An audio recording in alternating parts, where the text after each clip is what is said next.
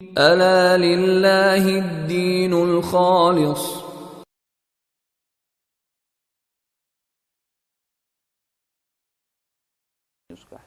آج ہم پڑھیں گے مدنی صورتوں کا پس منظر.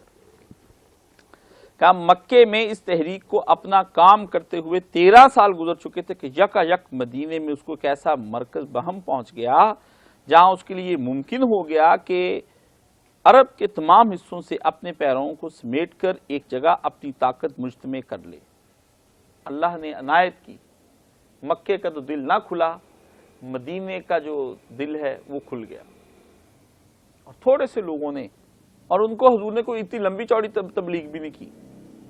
وہ آئے حج پہ، حضور صلی اللہ علیہ وسلم تبلیغ فرمایا کرتے تھے.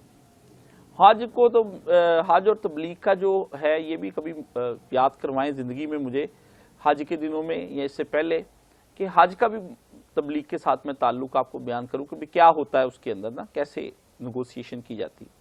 تو ادھر آپ علیہ السلام سے انہوں نے بیعت کی اور انہوں نے کہا اللہ کے رسول چھوڑیے، یہ اتنا اچھا شہر آپ اس میں کیا کر رہے ہیں؟ آپ کو جہاں، ان کو تو پتہ ہی نہیں آپ کیا ہیں، چلیے ہمارے ساتھ. وہ حضور کو لے گئے.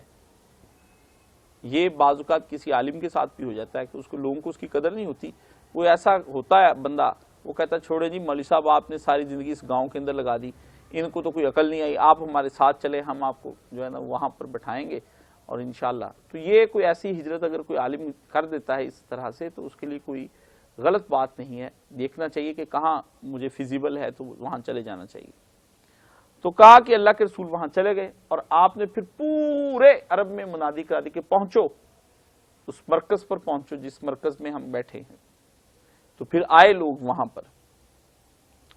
چنانچہ نبی کریم صلی اللہ علیہ وآلہ وسلم اور بیشتر متبعین اسلام ہجرت کر کے مدینے پہنچ گئے. داستان ہجرت بھی اللہ پناہ دے، بڑا مشکل ہے بھائی. آج ہی میں آپ سب سے کہوں نا کہ یہیں سے ہم افغانستان چلے جائیں گے، گھر نہیں جانا کسی نے. تو آدھے کہیں گے کاش صاحب کا دماغ خراب ہو چکا ہے.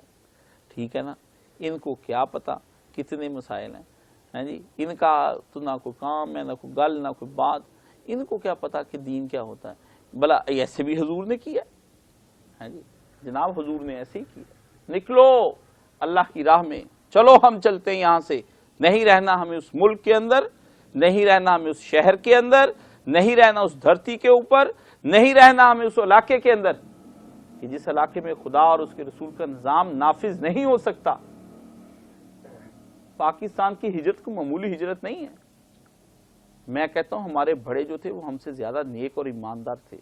ان پڑھ ضرور تھے، ان کے پاس فیس بک نہیں تھی، موبائل نہیں تھا، انٹرکام نہیں تھا، کمپیوٹر نہیں تھا، لیکن جذبے تھے. ہندوستان میں بھرے پورے گھر چھوڑ کر آئے ہیں.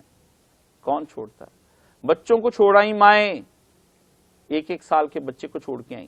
خود ہم نے اپنے بزرگوں سے داستان سنی کہ گلی کے بچے تھے، گلی کے اندر چھوڑ آئی مائیں، بھاگی اس وقت وہاں سے. داستان ایک پوری دل خراش داستانیں، بیٹیاں، بہنیں، بہویں. عطا اللہ قاسمی نے ایک مضمون لکھا، اگر پڑھے دل چڑ جاتا ہے. سن 70 میں ہم گئے، 80 میں، تو ہم نے وہ ایک کنواں دیکھا جو بند اس لیے کر دیا گیا تھا کہ مسلمان لڑکیاں چھلانگ لگا لگا کے جانے دے کر بس ہو گئی. آخر ان کی اجتماعی قبر 300 کتنی عورتوں کی ایک اس کنویں میں بنائی گئی. اور وہاں وہ بھائی جا کے اس گاؤں کے رو کر دعائیں کر کے آئے جن بھائیوں کی بہنیں رہ گئی تھیں ہندوستان میں. یہ صورتحال وہاں پر ہوئی. ایسے بھی ہمارے پاس جمعہ پڑھنے کے لیے لوگ آتے ہیں. انہوں نے مجھے بتایا کہ میری والدہ وہی رہ گئی. انہوں نے مجھے کہا تم نکلو، تم نکلو بہنوں کو لے کر، میں آؤں گی پیچھے. کہتا آج تک نہیں آئی.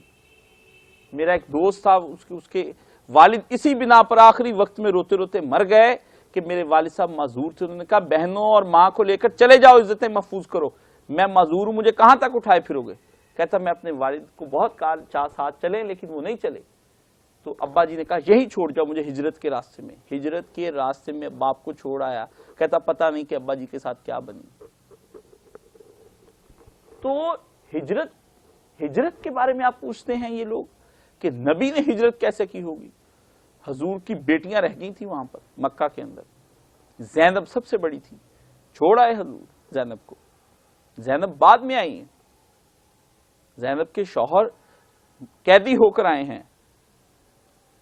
ٹھیک ہے، بدر میں، اور نبی صلی اللہ علیہ وسلم نے انہوں نے اپنے شوہر کے فدیے میں اپنا ہار بیچا، نبی صلی اللہ علیہ وسلم کے پاس بھیج دیا کہ آپ یہ پیسے لے لیں، باپ کو ہار، نبی ہے، سوچیں ذرا، نبی کے پاس نبی کی بیٹی کا ہار آتا ہے، نبی کو اپنے دماغ کو، حضور نے کو یہ نہیں کہا میرا جوائی ذرا چھٹ دو، نہیں کہا اس کو تو رکھو نا ادھر، اس نے بھیجا حضور کو ہار، فدیے میں لے لیجئے، شوہر کو چھوڑ دیجئے۔ حضور نے ہار دیکھا تھا سیدہ خدیجہ رضی اللہ تعالیٰ عنہا کا تھا، پیغمبر کی چیخیں نکل گئیں دیکھ کر کے، ہائے اس کا ہار آیا جس نے اپنا سب کچھ اسلام کے لیے لٹایا، آج اس کا ہار آیا۔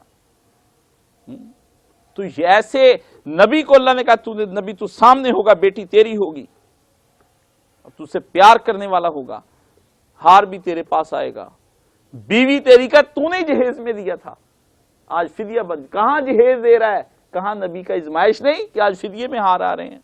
اور پیغمبر کا دل اس وقت سوچئے کہ انسانیت کے اعلیٰ ترین مقام پر، نرم ترین مقام پر پیغمبر کھڑے ہیں، کہ جس کی رؤوف الرحیم قرآن نے قسمیں کھائی ہیں کہ وہ تو پیغمبر ہے، اللہ نے کہا چھوڑو، رؤوف الرحیم، میری صفت ہے رؤوف الرحیم، نرمی کی، اس درجے پہ کھڑا پیغمبر، ہار اس کی، یہ ازمائشیں اللہ لے لیتا ہے، ٹھیک ہے نا، یہ کتنی بڑی ازمائشیں ہیں۔ اس لیے مکہ کوئی معمولی، مدینہ بھی پھر پیغمبر کے لیے کوئی چھوٹی جگہ نہیں جس جہاں پیغمبر پہنچ گئے۔ فرمایا اسی طرح یہ دعوت تیسرے مرحلے میں داخل ہوئی، اس مرحلے میں حالات کا نقشہ بالکل بدل گیا، امت مسلمہ ایک باقاعدہ ریاست کی بنا ڈالنے میں کامیاب ہو گئی، پرانی جاہلیت کے علم برداروں سے مسلح مقابلہ شروع ہوا، جینے نہیں دیا، انہوں نے کہا آ رہے ہیں، ادھر قائم قائلیہ، ادھر بھی مرکز کو نہ چھوڑیں گے۔ پچھلے انبیاء کی امتوں یعنی یہود و نصارہ سے بھی سابقہ پیش آیا، وہ بھی اپنے غرور میں کہ ہم تھے، یہ کہاں سے آ گئے، خدا کے لاڈلے، نحن ابناء اللہ، ہم بیٹے ہیں اللہ کے، وہ بھی آ گئے دھڑکے میں۔ خود امت مسلمہ کے اندر اندرونی نظام میں مختلف قسم کے منافق بھی گھس آئے اور ان سے بھی نمٹنا پڑا۔ ہائے پیغمبر کو کیسا سابقہ پڑا ہے، اپنے بھی اور پرائے بھی دونوں ناخوش ہیں، ٹھیک ہے نا۔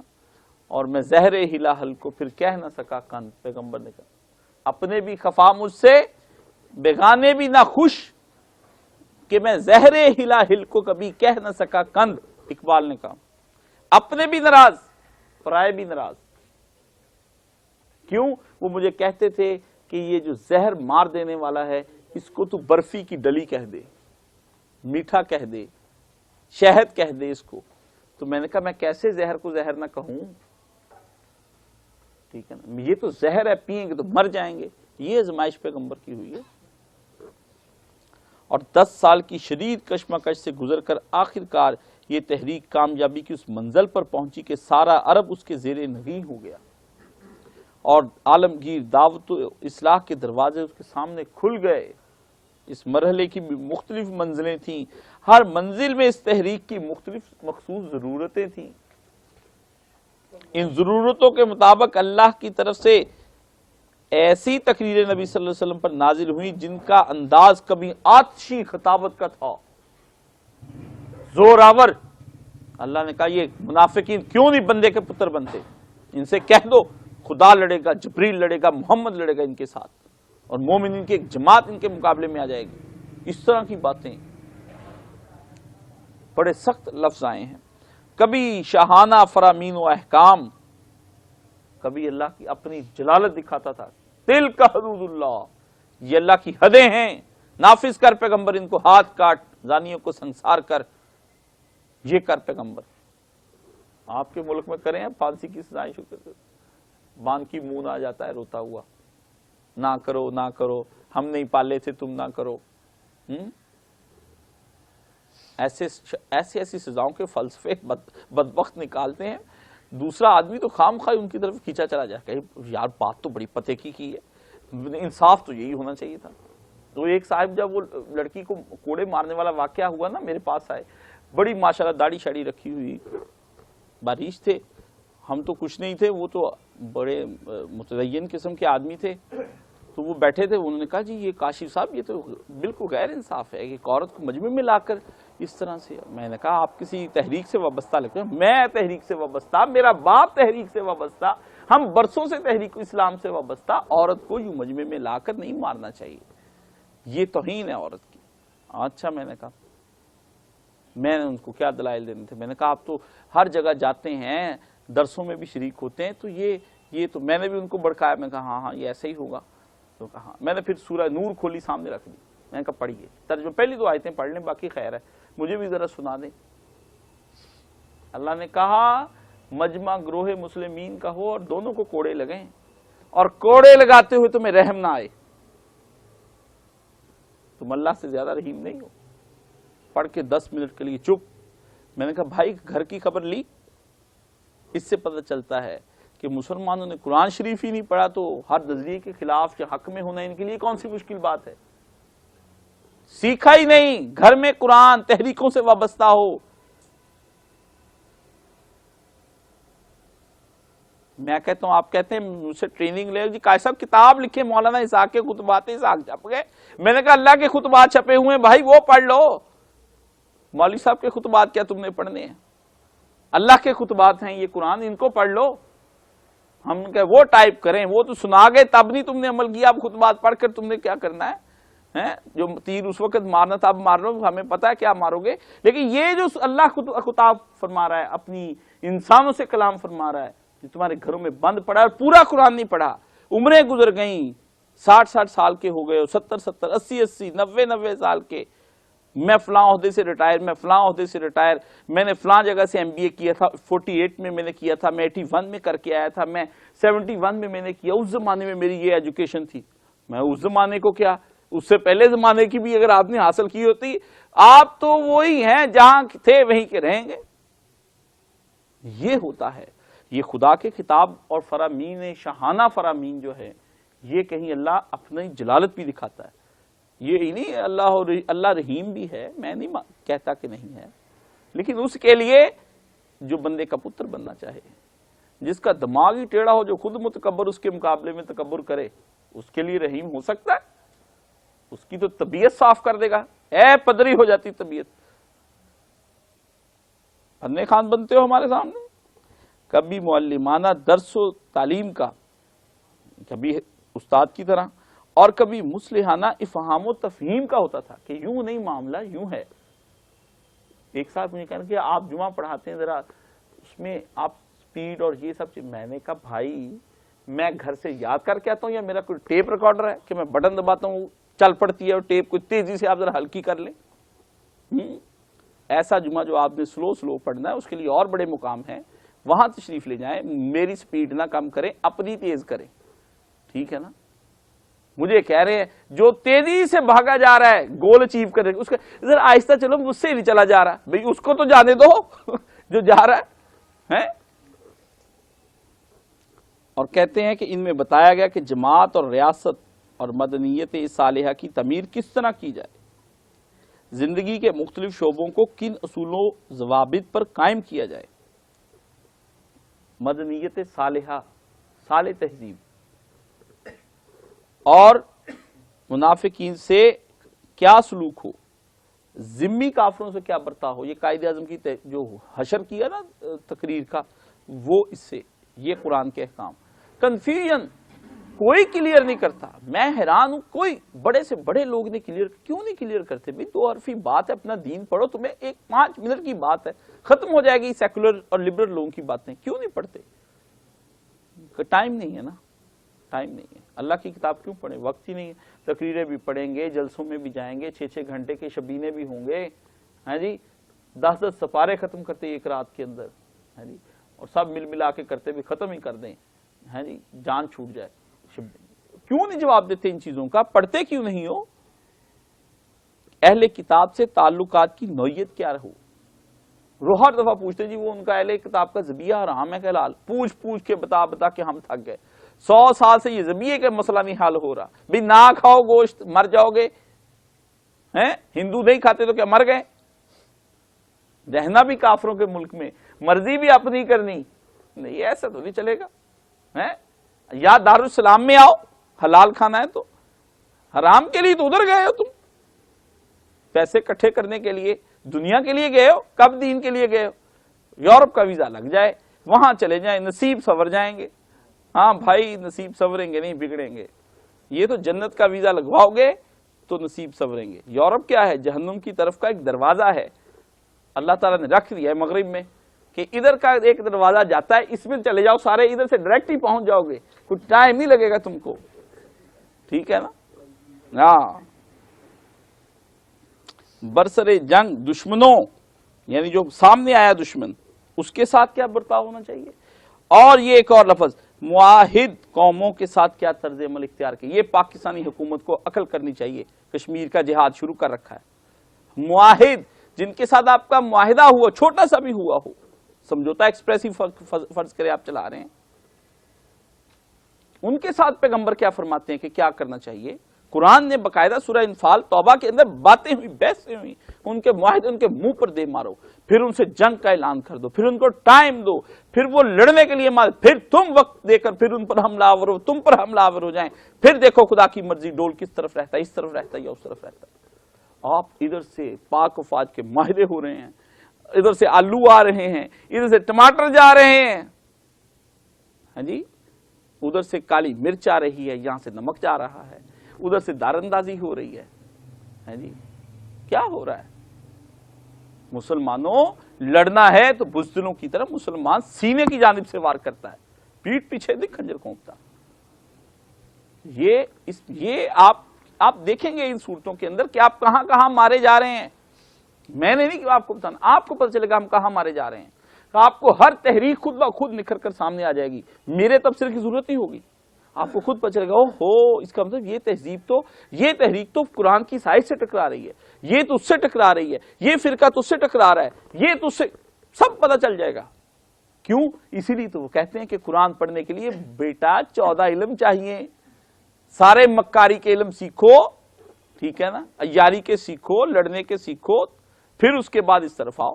پیغمبر نے پہلے علم نہیں سکھائے ہیں، اپنے اپنے عالم کا ترجمہ اٹھاؤ، شیعہ سنی دیوبندی اہل حدیث وہابی، کسی کا عالم کسی کو دھوکہ نہیں دے گا، مستند ترجمے ہیں، ایسے بہانے بنائے ہوئے ہیں کس کا ترجمہ لیں، جس پہ اعتماد ہے اس کا لو۔